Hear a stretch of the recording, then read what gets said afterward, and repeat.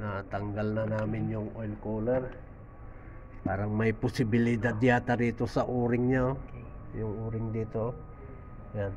Kaya dyan na dumadaan yung tubig.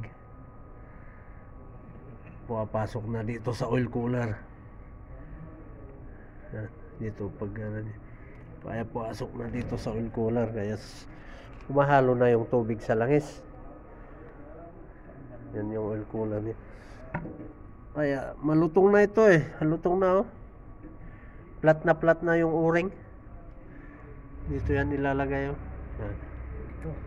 Yan. Yan, sakto yan. Oh. Kasi ito flat na. Yan, kaya humalo yung tubig sa langis.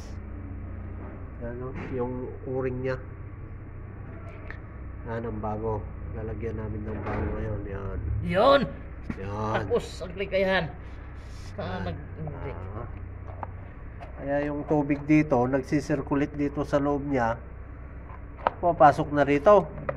Kasi yung o-ring, wala na. Flat na, oh. Ito. No. Tapos lagyan natin ng silicone. Ito. Yung tubig dito, papasok dito. Papasok na rito sa oil cooler. Kaya humalo na yung tubig sa langis. Ayun.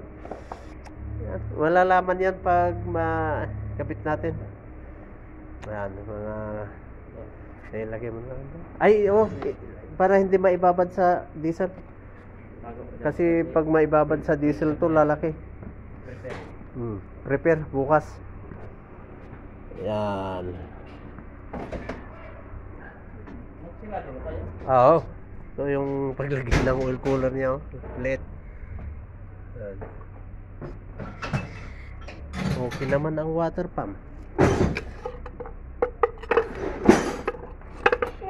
Okay naman ang water pump niya eh.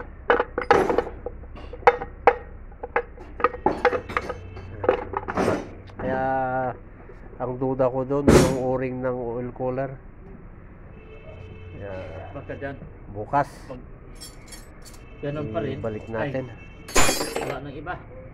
Kung ganyan pa rin, buksan natin head gasket. Hindi natin buksan yan.